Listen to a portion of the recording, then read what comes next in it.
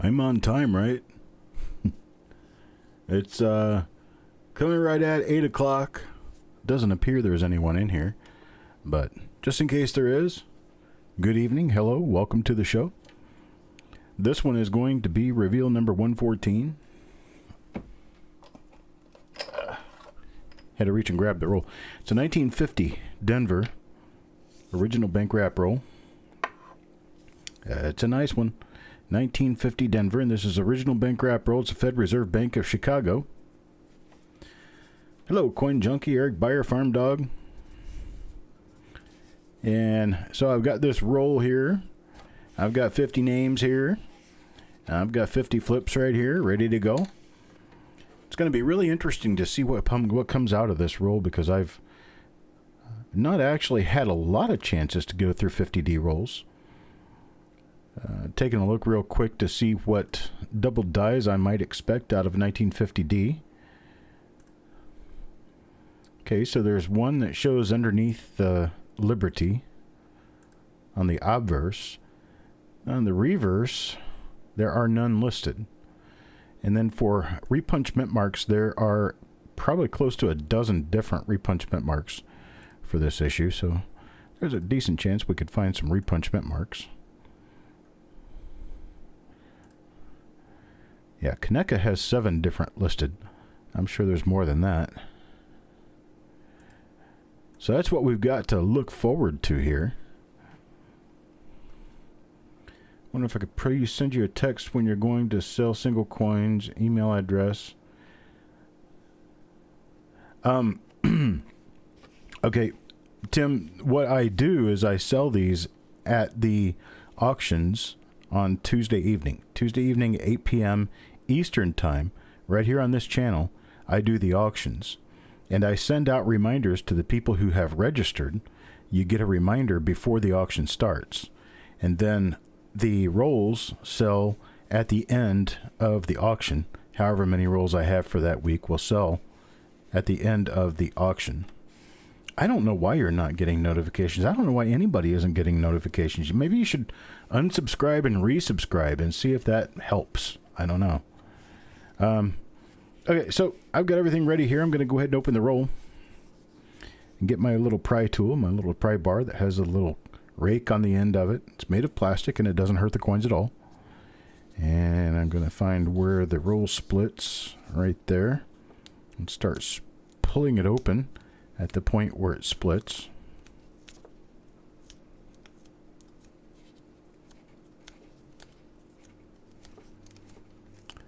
And there we go. There's that end. Now for the other end. Sometimes these are a little tougher to get open. I think some of these were preform wrappers, where they put them on around a preform to get them started, and then they count and dump into these other end of the wrappers. So one end is hand sealed, the other is, or not hand sealed, but one of them is sealed with, you know, manually up against the machine. The other one's probably done in some automatic type thing.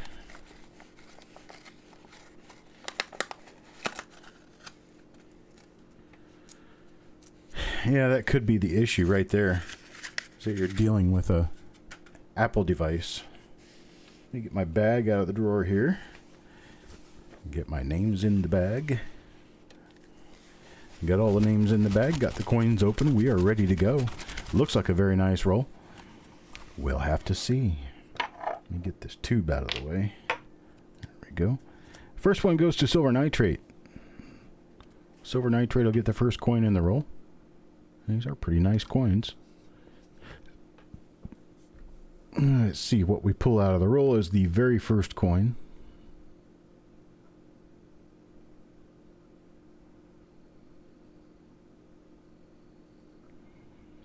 Well, I see the wee smallest amount of split serif, and I'm not sure that's enough. Wee smallest amount of split serif. You just barely see it down there on the lower part. Let me get this focused on the floor.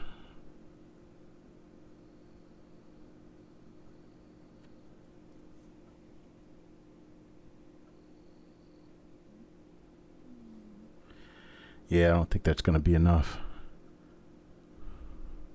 to call it an RPM. So just barely get a little tiny bit of doubling there on the bottom serif. Just not going to be there for me. All right, so what's happening to my little arm here? There we go. All right, nice die clash in the throat.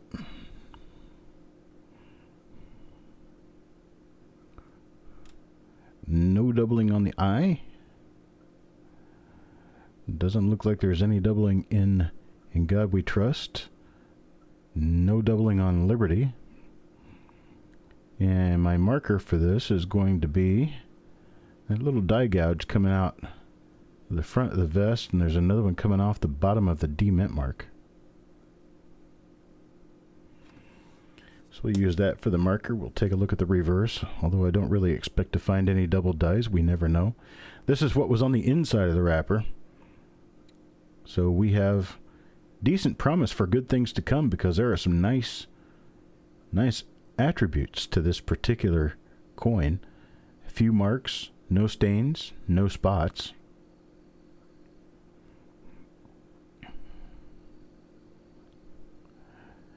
Nice start, I'd say. That's coin number 1 for silver nitrate. On to coin number 2. Coin number 2. Kevin speaks.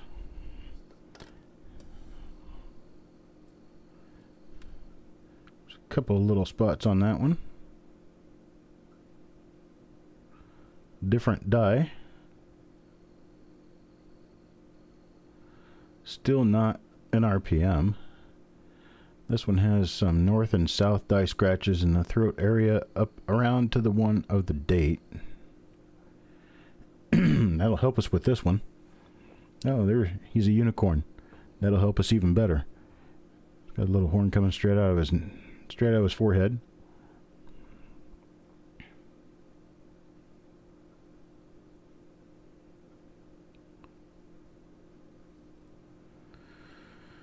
No hub doubling on this side. No repunch mint mark. Let's flip it over and see what we get on the other side.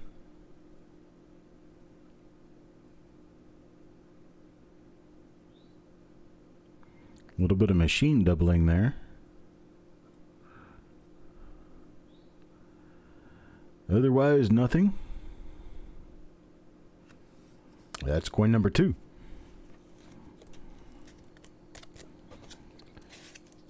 Moving on to coin number 3. Hello, Cent Hoarder. Robert Adams. Robert Adams for coin number 3.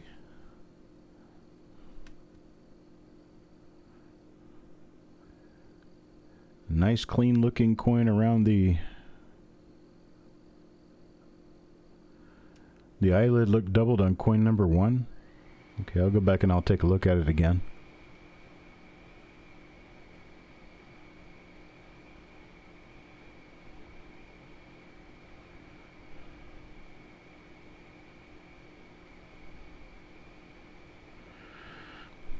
I see nothing for doubling on the obverse here. Flip it over and take a look at the reverse and see what happened.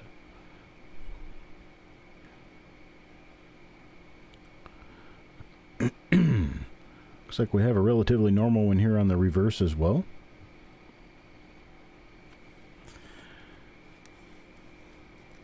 So that's coin number 3. Now coin number 1, we need to go back and take a look at the eye area, because Dennis thinks he saw doubling, which is perfectly fine with me. We'll go back and take a look at it. I wouldn't want to miss anything.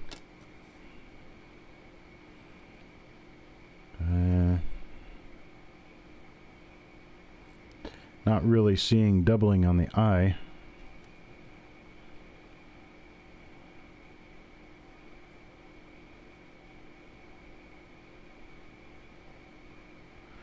Seeing that little thing right there on the front of the eyelid.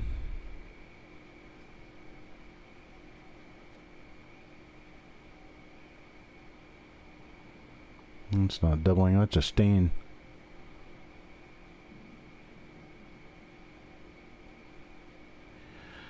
Nothing there.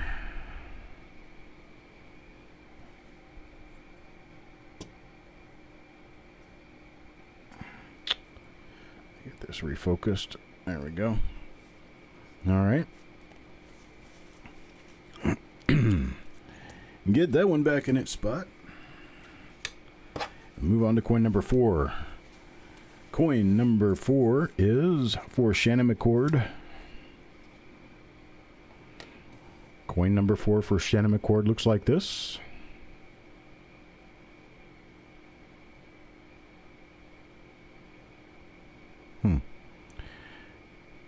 Well, interesting little divot taken out of the die just to the east of the mint mark there.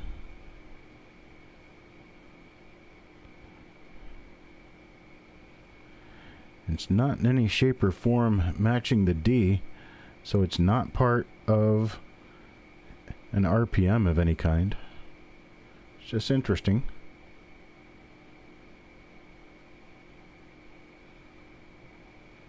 No doubling on the I. Nothing on the motto.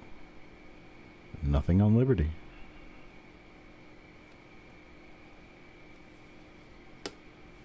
And we flip it over and take a look at the reverse.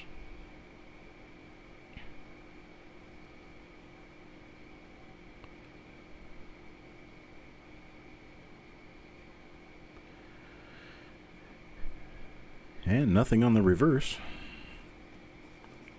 That's coin number 4.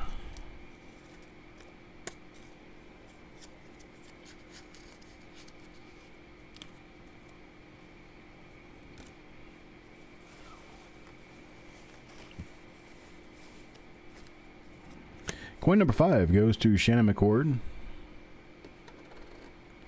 A lot of people are struggling to find those same things, Scent Hoarder. You're not alone.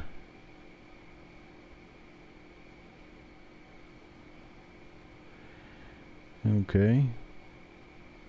Got nothing for doubling on this. We have a couple of die scratches coming right up off the very bottom of the vest going northeast, so that should be pretty easy to pick out again. This is the unicorn die. So we know this one doesn't have any doubling on it because, well, we've already been through one of these.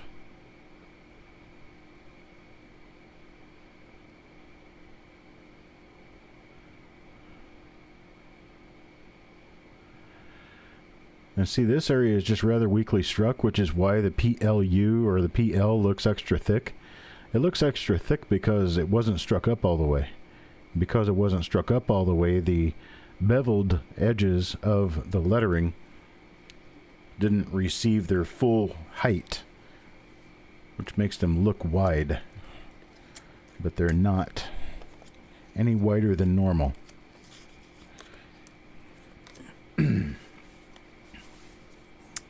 All right, Doug Reese. Mr. Reese will get this one. These coins are nice. There's some pretty decent looking coins here. Of course, I'm bland as a bat, but I say that because, well, that's what my script says to say. I'm just joking. I still think they're nice coins because when you look at them just as coins, they look pretty nice. Nice, pretty, red, shiny, flashy, lustrous coins. You get way up close like this, you're going to see a lot of the micro, little tiny things that you'd never see from any further a distance. I've seen 41 Philly original rules.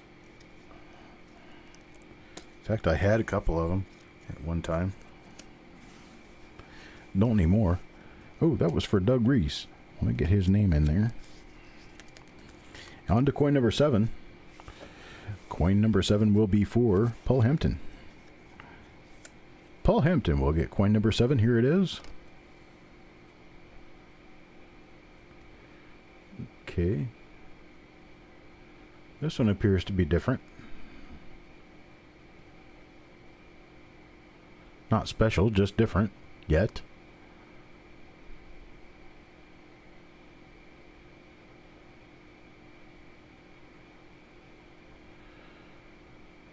Nothing on the eye.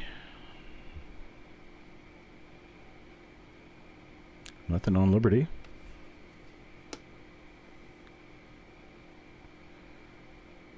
Nice late die state reverse. You got a die chip on the T of Cent. You got E Pluribusum basically running into the rim.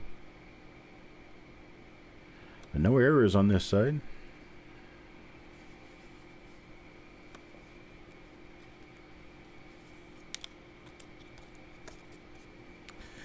The 41 DDO number 1 is actually not that hard to find. The 41 DDO number 2, I've never found one, but I've known people who have, including a guy who got one out of a roll from my box lot last week. Just got to get the right roll at the right time. Now, finding one in uncirculated is going to be quite a different story. But finding them is not that difficult. Silver nitrate. Coin number 8. It's coin number 8 for silver nitrate. I don't rhyme often, so when I do, pay attention.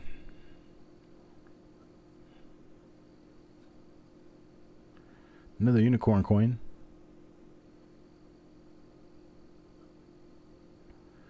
Nice clean looking coin though. No, there was a different coin that was a clip. It was 2 coins in one roll.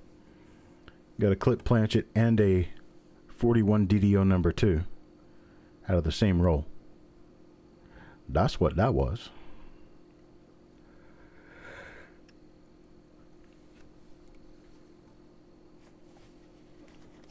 All right, there's coin number 8. Silver nitrate. Coin number 9. Joe McBride.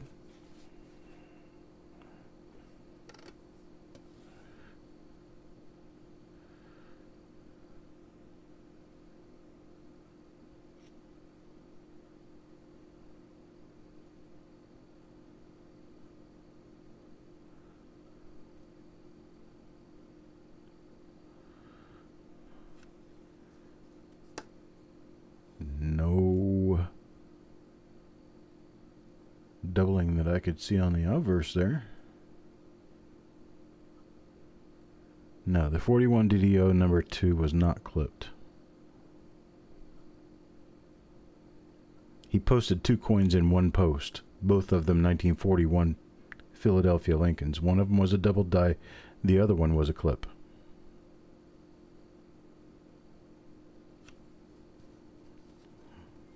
Well, got nothing on that one. That's Joe McBride. Coin number 9. This is an original roll. It just doesn't happen to be a roll that seems to be packed with goodies. But we've got some nice Greg coins in here. There's pretty decent ones. There's Steve A. Let's see what Steve A gets. Looks like another non-RPM coin. Nothing on the eye.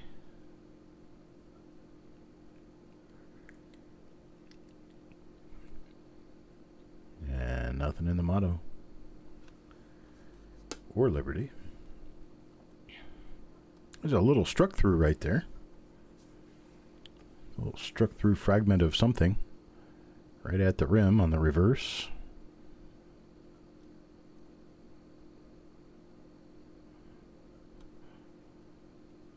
Nothing else on this one.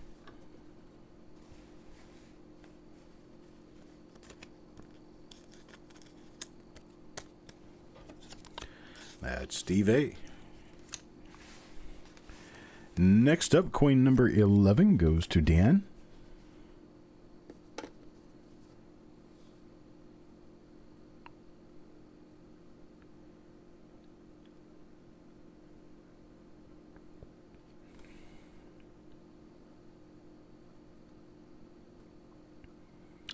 Nothing on the mint mark.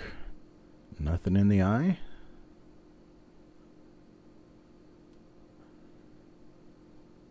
Nothing in the motto and nothing on Liberty.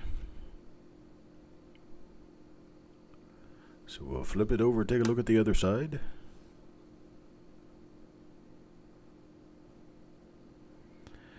Got to start working with the wife in the morning to make boxes of rolls.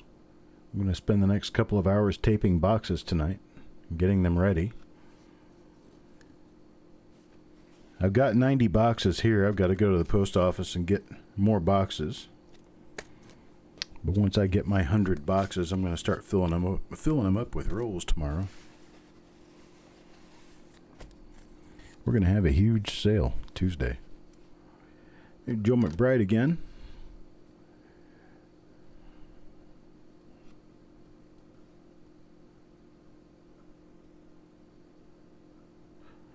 Not seeing anything pop out of this roll so far.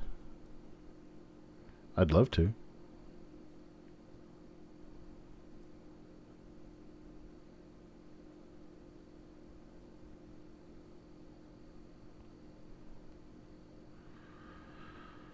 But it just doesn't seem to be here.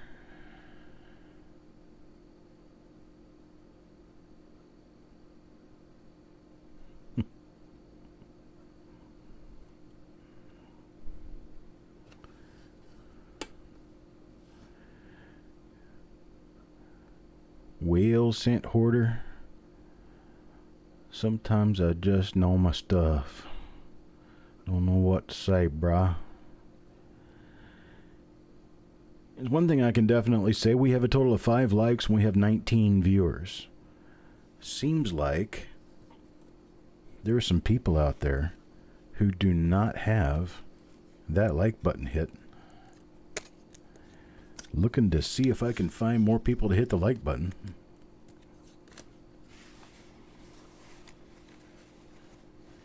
I kind of thought having shows during prime time for the better rolls would be better because more people would be able to watch. But it seems as though either people have grown tired of me today or had better things to do, because we had a lot of participants in the daytime shows. And then now we only have 19 watching. I think there were 35 or 40 watching during the afternoon shows.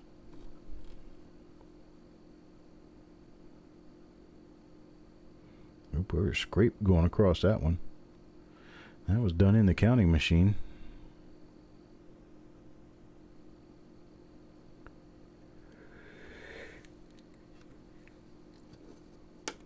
Got nothing on that side. Let's take a look at the other side and see if anything happened over here.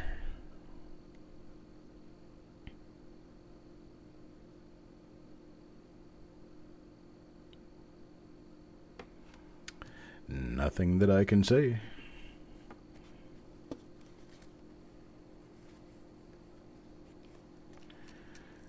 Go Wi-Fi's listening, researching. Well, that's always a good thing to do.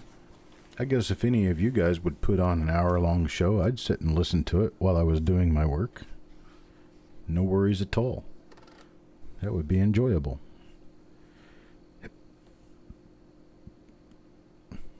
As long as you keep the subject moving. Don't really like listening to the same thing being said over and over and over again. My camera's heating up on me. The camera's giving me a little bit of an issue.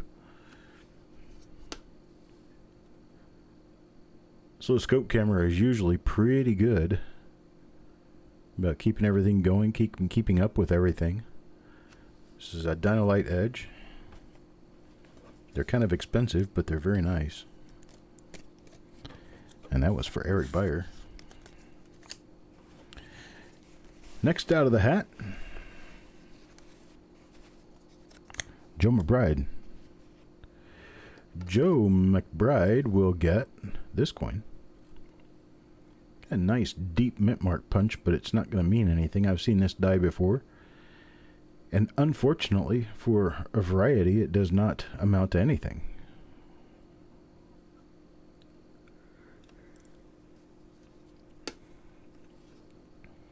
Well, maybe I could just sit back and listen to the show. Do my work. Oh, wait a minute. This is my work. I get it. All right. That's coin number 15. Coin number 15 is Joe McBride's, and it has nothing on it. Wow. can't believe a 1950D dud roll. Don Harmon. Let's see what Don Harmon has. Well, this is different. Don't remember seeing this die before.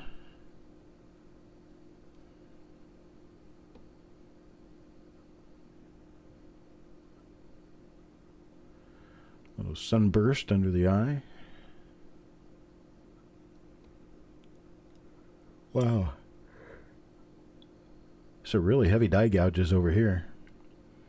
Definitely not seen this one yet.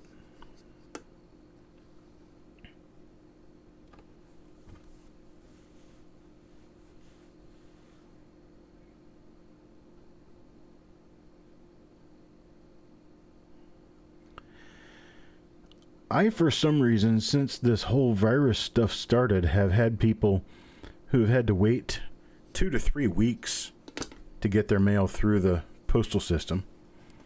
And then I've had people a lot further away get theirs in 2 days. So it's kind of a toss-up as to exactly how and why everything is occurring the way it is. My best guess is that we should all just be patient and wait for whenever it shows up.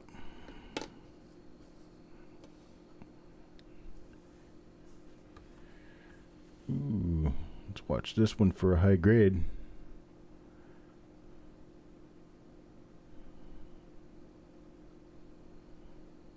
Yeah, probably just a little too much chisely stuff on there for it to grab a 66 grade, but it is a nice coin. Let's take a look at the reverse.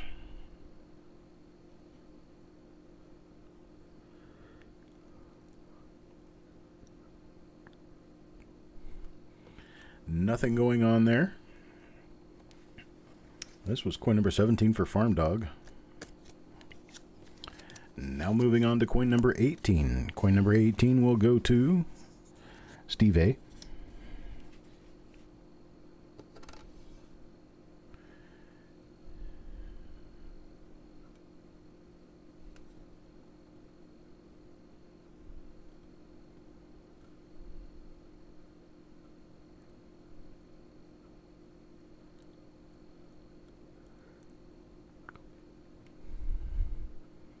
Got nothing on that side. Let's take a look at the reverse.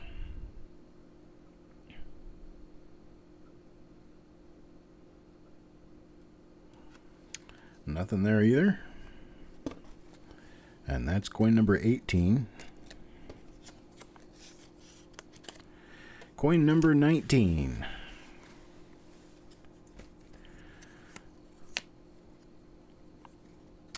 1927 Philadelphia double die obverse. Well, they're not impossible to find. In circulated grade, they're actually kind of difficult to determine from a regular coin, but I've had a few of them in AU2 uncirculated condition. They're a very nice double die. You just have to get them in higher grades so you can see the doubling. I have carried a dozen of those in different grades over time, which tells me they're not extremely rare. I'd say they're kind of scarce.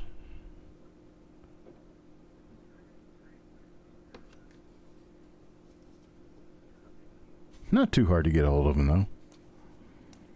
All right, here's coin number 19. 19 for Paul Hampton. We're 19 coins through the roll, and we haven't found anything yet. That's kind of unusual.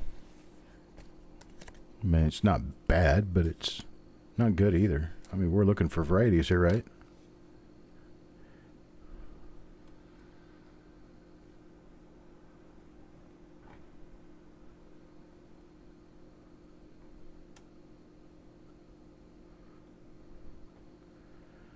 That's a nice looking coin right there. Let's take a look at the reverse. A little spot on the right wheat. Ooh, got a little bit of a scrape going across the letters there. Still gonna say, just because of the obverse being as nice as it. Oh, this one's got counting wheel damage on it. Must have had a jam in the counting wheel, or in the counting machine.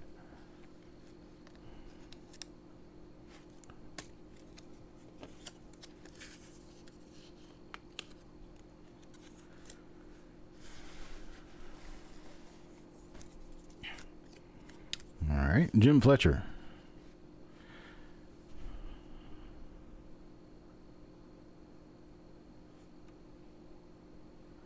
No, I've never noticed the difference in step count on 1964. It's possible that there's different reverse styles. I've never noticed it, though.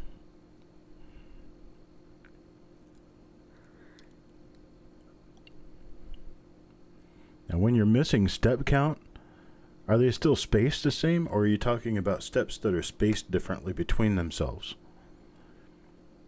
Because if you're just missing steps, I could see that as being an expectation. Like, for instance, especially toward the bottom, where you get weakness in the bottom of the steps. If you've got more or fewer steps because of that, then that's normal. But if the design is actually different, you have a different step count because the design is different, that would be something unusual. Shannon McCord.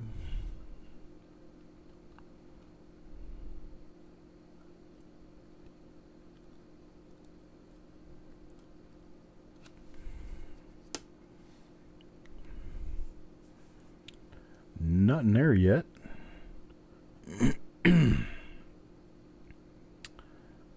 This was a very early die that we pulled out of this roll because it's very late die state, and it has a pretty large die chip on the lower T of scent. Seen this die before. Chuck Patillo. And Chuck Patillo will get this right here.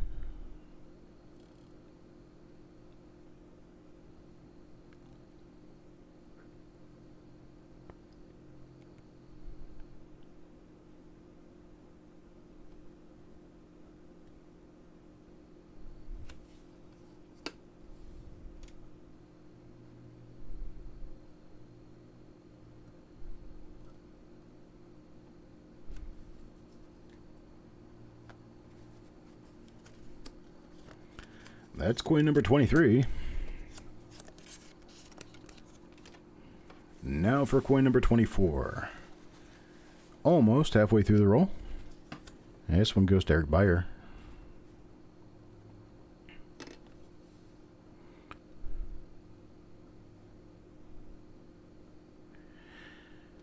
We've been halfway through the roll before we found our first variety. So there's still a chance. We still have an outside chance of finding something.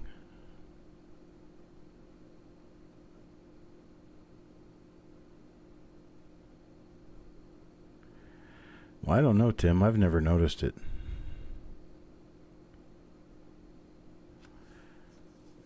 I don't know that I've ever really paid that close attention, to tell you the truth. So if there are differences, then it's something that no one's ever made me aware of it. All right, Robert Adams. Wow, this is a nice coin. Nice and bright, shiny red.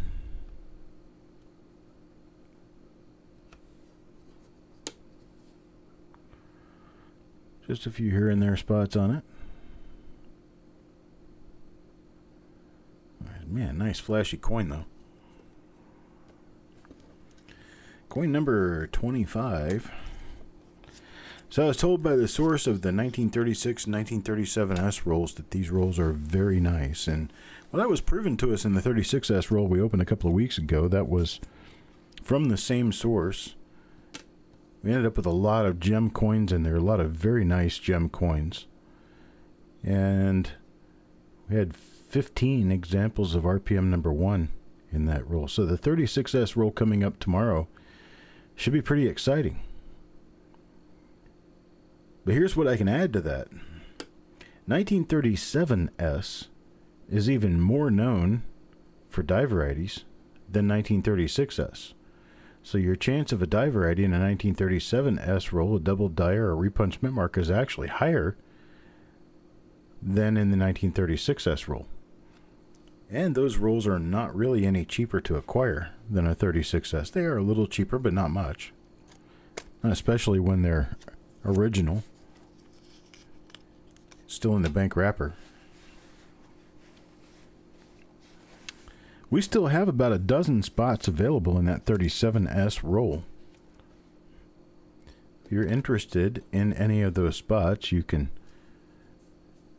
Facebook message us.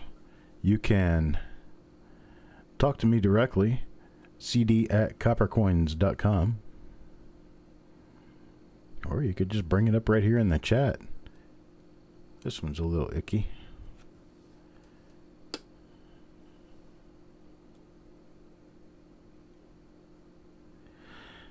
Well, counting the steps on a Lincoln cent depends on the issue of Lincoln cent. There's a lot of them you can. There's a lot of them you cannot. Some of them, it wasn't really even in the design at all. 1983 is a good example. 1985. In fact, most of them from 1982 through 1988, you're not going to find much step detail at all because they didn't have it. They didn't have individually cut steps. You get into the coins from the early 60s, and those should, for the most part, have all their steps. Now, the thing about it is, if they don't strike up completely and fully, you're going to have weakness in the steps in the center. It's like the highest relief area right in the center of the design.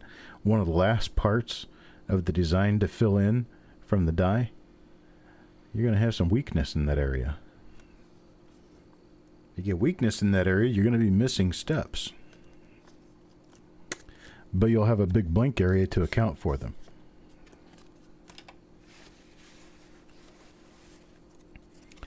All right, here we go. Coin number 29. Joe McBride. We are not finding any varieties here. This is not my hoped direction.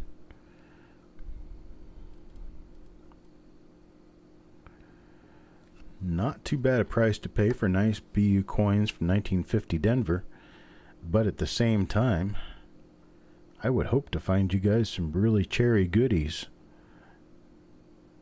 So it'd make you excited to see the mail coming from me. I love it when I can make grown people excited to see the mail coming. It's like going back to the days when we were kids and pen pals. I mean, some people here are not old enough to remember pen pals, but we had them back in the day before computers. That was one way you passed the time, was writing to your little friend in some other country.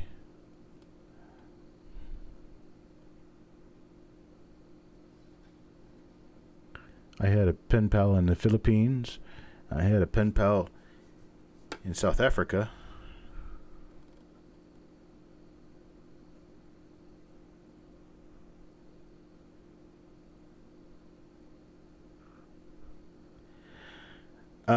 Go Wi-Fi, there is no way that you can have a coin struck on one side. So the reverse side of a 1907 Indian, which is blank, had to have been worked on by a machine after it left the mint. It cannot be a mint error.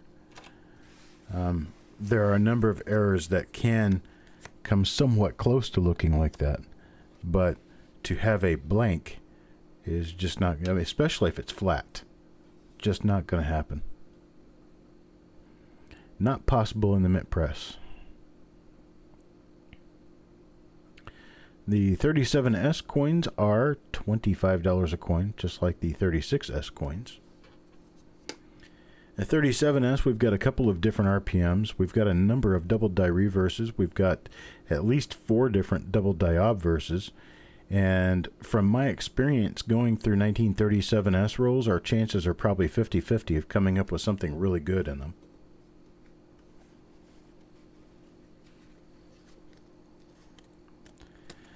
And I've got just about a dozen coins left.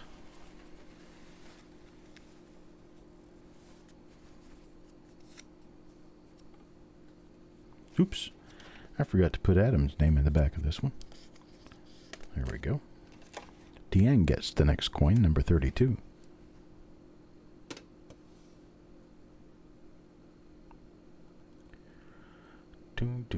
I will be sending invoices later tonight for the 1955 S roll that we sold during the 1962D show. If you guys like that, I can pop a roll on you once in a while during a show. Give you the opportunity as an active participant of the shows to be able to get additional coins and additional rolls. First letter you mailed cost 8 cents in postage. You're older than me.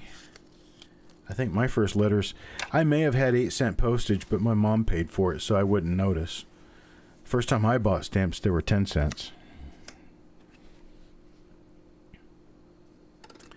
I can remember the stamp with Theodore Roosevelt on it, where it was a 8-cent or a 6-cent stamp, and then they just changed the design to an 8-cent stamp. So you could get 6-cent Roosevelt or an 8-cent Roosevelt. I remember that. Then the ones with the Jefferson Memorial on them are the ones that I remember. The first 10-cent stamps I really remember. So if I remember correctly, there were also some stamps with Dwight Eisenhower on, black ink stamps with Dwight Eisenhower, black or dark blue.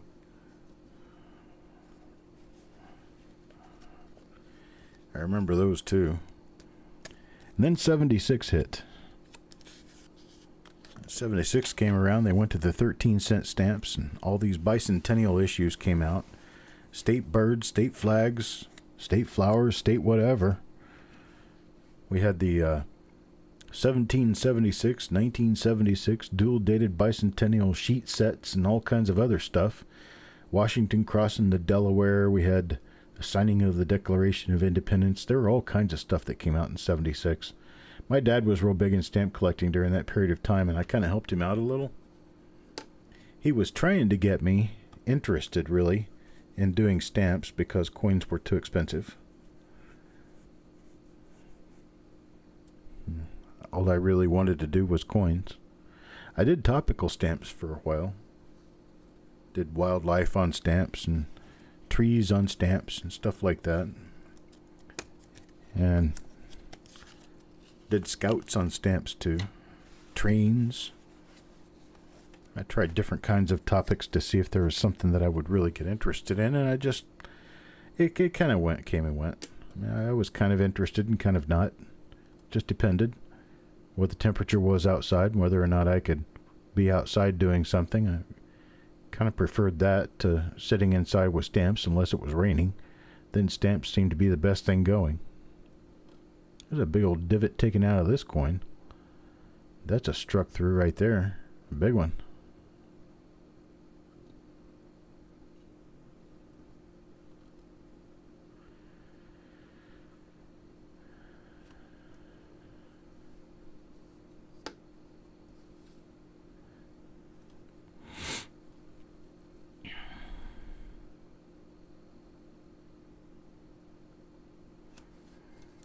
Got nothing so far. We're up to coin number 35. Shannon McCord. Coin number 36. This is kind of disappointing that we're not getting any varieties out of this roll, but I mean, we're getting nice coins. There's not anything wrong with the quality of the coins coming out of the roll.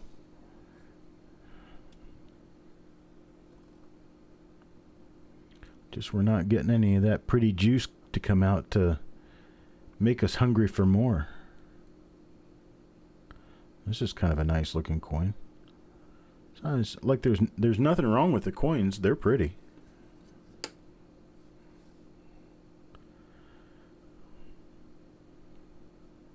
I just wish I had more to talk about.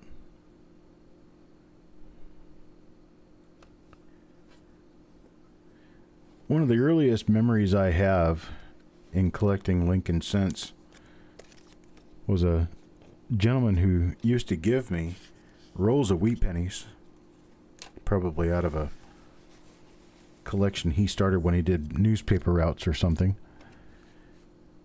But he would bring me a roll of wheat pennies. He probably had them seated with a few better ones.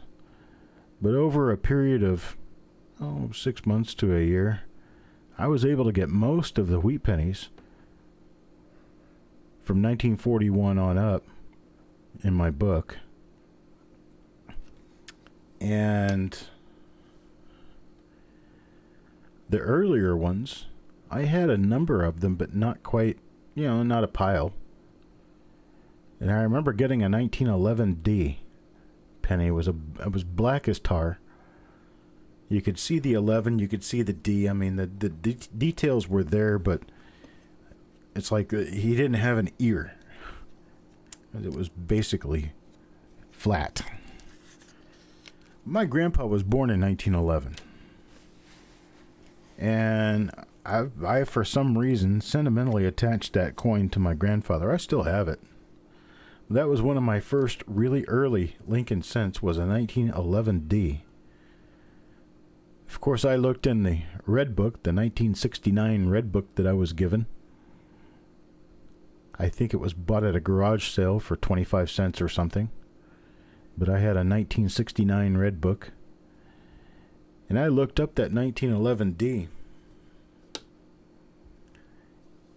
And 1911D was like a super valuable coin. Of course, I was looking in uncirculated condition.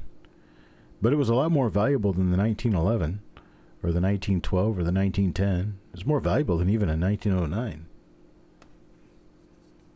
I thought, wow, I've got a special coin right here. It's the year my grandpa was born. I showed it to my grandpa one time. I said, Grandpa, if your mom and dad thought about buying a brand new roll of pennies back when you were born, they'd be worth a pile of cash now. Of course, this was 1975, 77. That time my grandpa was over 60 years old. He really didn't care much about coins. He knew they were round. You could spend them on stuff. He worked in a Chevrolet dealership as the parts guy. He was the Mr. Goodwrench for the Chevy dealership. And his brother owned the dealership. And so he worked in there for my great uncle. And once in a while I'd come visit him, and he'd let me go through the cash drawer. And he'd let me pull out buffalo nickels or wheat pennies or whatever I wanted, and then he would replace them. And I always thought that was really cool that my grandpa got to deal with a box of coins all day. Of course, I didn't really understand at the time that the coins were not the focus. They were to me, so they may as well be to everybody else, right? Oh, but I ended up with, probably a couple of dozen dateless buffalo nickels. I ended up with a number of wheat pennies, mostly in the 40s and 50s. I did get a steel penny from him one time. Of course, they called them lead pennies. And once in a great while, I'd find a silver dime or a silver quarter. He'd let me take quarters. But when it came to looking at the paper money, that was my limit. He wouldn't replace paper money for me, just the coins.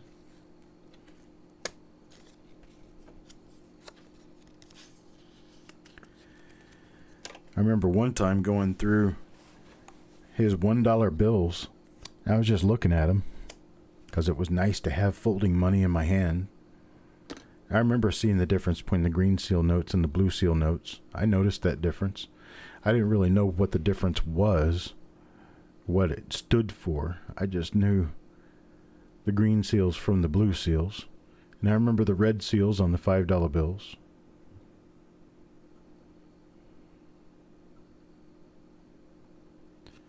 Most of the money had green seals, but some of them.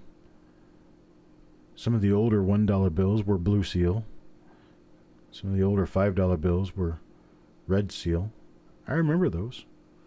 $2 bill once in a great while. That was always really fun. Had a great time down at the lake with my grandparents.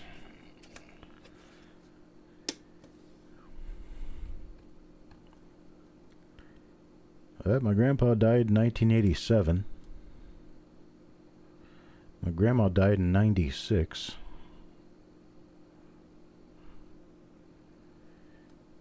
Nothing down at that lake was ever the same after that.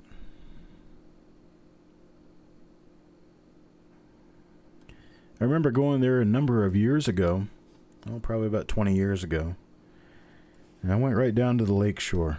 We used to go swimming in the lake. You had to wear tennis shoes because there were so many rocks. We'd go swimming in the lake. We'd go have a good time. I went down and visited that lake. Looked in there and it was so polluted. It's horrible. I mean, heck, we used to drink that water. Most of the time, not by choice. When somebody had dunked us and we'd gulp down a bunch of water, come up coughing. But you didn't get sick from it. When I went back down there to visit when I was in my mid to late 20s, it wasn't nice.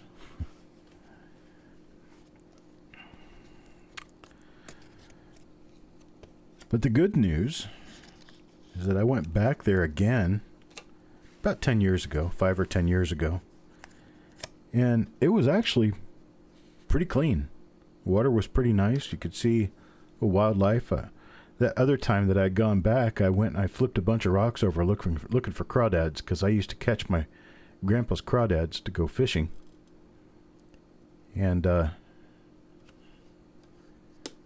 Rick. I would catch his crawdads and go fishing with him. And that one time I went back down there in my late 20s, early 30s, whenever that was. I'm going to say it was probably sometime in the late 90s, early 2000. It was just so nasty down there. I flicked over a few rocks and they had like sphagnum moss on them, really weird looking moss, and couldn't find any fish, no minnows, no crawdads, none of that stuff. But when I went back down there a few years back, there were plenty of crawdads in there, so I guess it was just going through a spell. I guess sometimes lakes and rivers and stuff go through spells where they're not doing so well. Keep seeing the same dyes over and over again, and I know there's nothing on them. Ooh, this one's kind of spotty. Like somebody was eating a chocolate bar when they packed this one in a roll. Sorry about that, Eric. That one came out not so nice.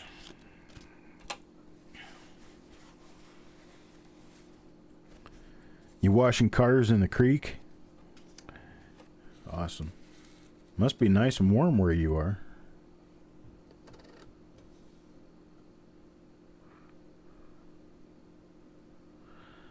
Yeah, 1950D roll. Not really finding anything in it other than some pretty nice looking coins. I mean, we've got a lot of nice red coins here. But they've all got just enough spots on them to keep them out of holders.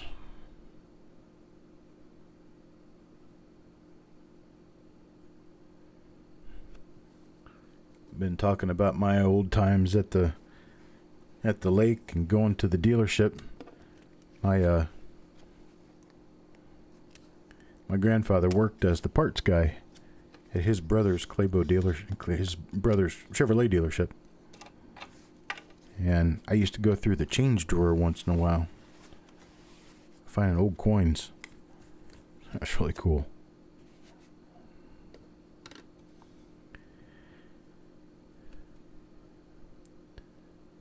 I remember the first time I saw a barber dime.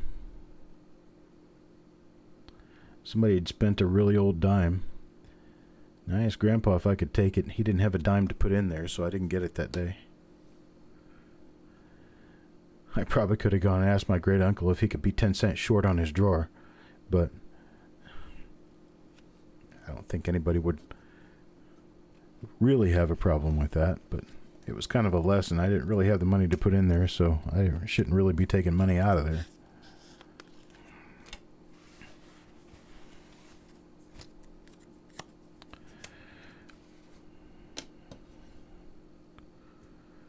Chuck Patillo here, coin number 48. We are not finding any varieties in this roll. It is a nice original roll.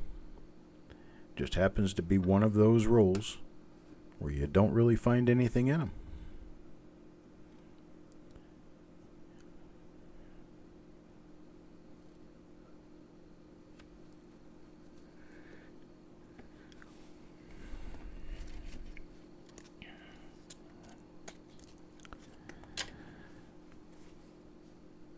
Those grandparents were on my mother's side of the family. My father's side, they lived about 40 miles north of that lake. And my grandfather, my dad's dad, spent most of his life doing factory work, one sort or another. And one of the things that he did, he worked for Daco Tire Company, and he worked in a position where he helped the research and development of a particular type of cog belt. That was kind of cool. All right, Shannon, last coin in the roll right here.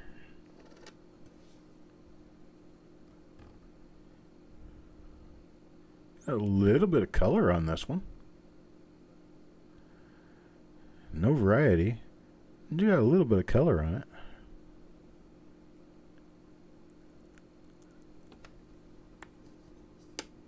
I wish the last roll of the day could have been a better roll. Something more exciting, you know. This was the side that was exposed to the outside air, so I would expect it to have some spots on it. And that's it, folks. That's your 50 coin roll for this evening. I wish I could have done something to make more pop out of it, but I've enjoyed my time with you anyway. So we got 50 coins here. Not one die variety. Not one error. I'll go back through them again to be sure, but I'm pretty sure, by having gone through what I did and looking as closely as I did, that I probably didn't miss anything. But I always do that double check for you. Next roll should be a charm. Next roll is going to be 1945D. 1945D, I'll be doing at noon tomorrow, Eastern Time. Adjust your clocks accordingly. Or 3 hours from the Pacific Time, 2 hours from Mountain, 1 hour from Central. And our time is ahead of yours. So if it's noon here, it's 11 Central, 10 Mountain, or 9 Pacific.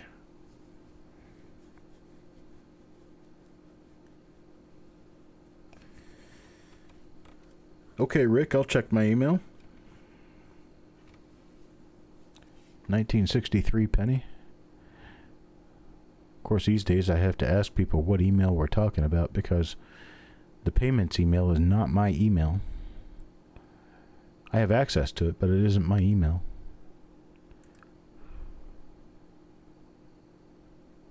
Let's see. I don't have anything in that box either. Which email address are you talking about, Rick?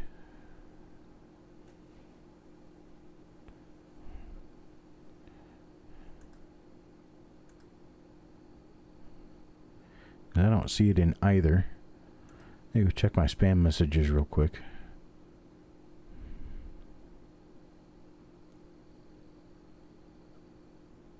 Nope. Not in there either.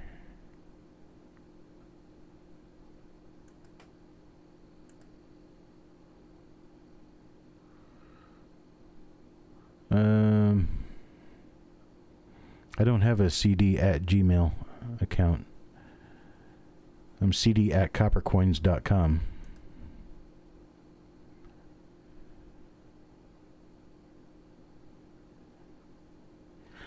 Number 111 will be coming up at 3 o'clock tomorrow afternoon. 3 o'clock tomorrow afternoon on Saturday.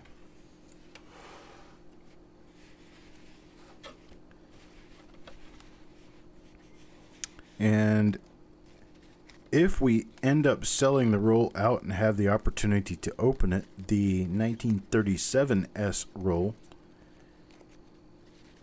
will be at 7 p.m. Eastern Time tomorrow. If not, we'll try to get it in on Sunday. If that doesn't work, it'll have to flip forward to the following week.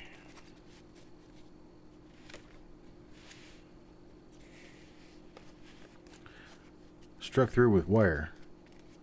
Wait a minute, you already sent it. Sorry. I thought you were getting ready to send it. Let me take a look at this real quick. Yeah, that does appear to be struck through.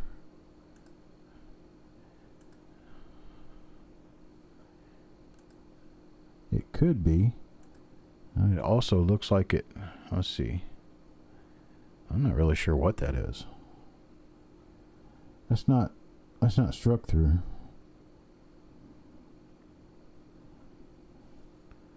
If that was struck through, then this little area right here would not be unfilled.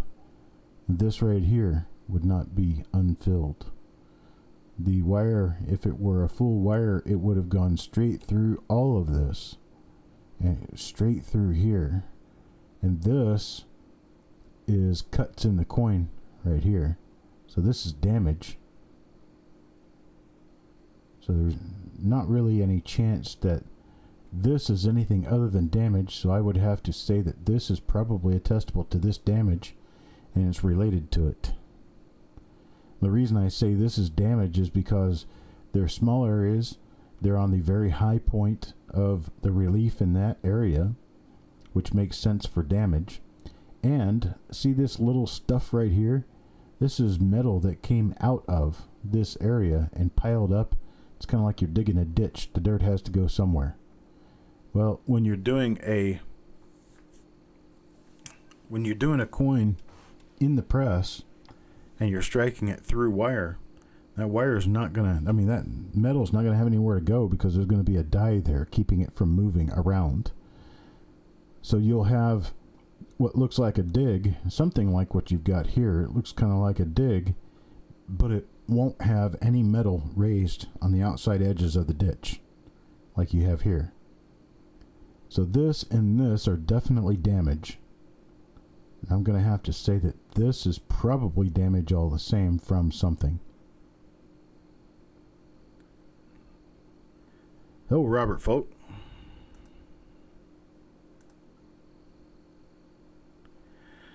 So that's what I'm going to say that is. I'm going to be pretty comfortable with saying your coin is damaged, not struck through. So I'm not sure if I got any images of the reverse of the coin. It looks relatively convincing, but it is damage. If you look at the reverse of the coin, you'll probably see somewhere where there's some effect of this going through to the reverse because it's pretty heavy amount of damage.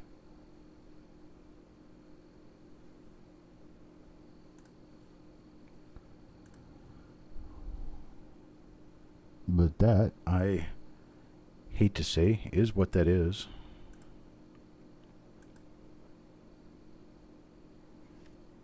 You're not going to heat wire enough to, basically it's like melting wax is kind of what you're looking at. And that just doesn't happen with the surface of a copper coin.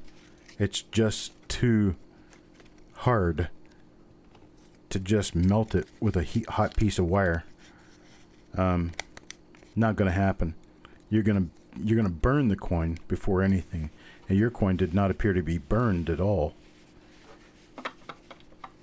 So it's just damage. It really is.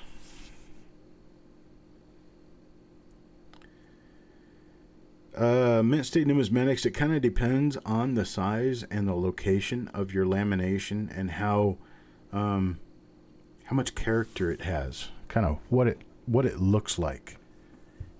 I mean, if it's just like a crack going across the coin, and it's not really all that involved and doesn't have that Frankencoin look, then probably not much of a premium.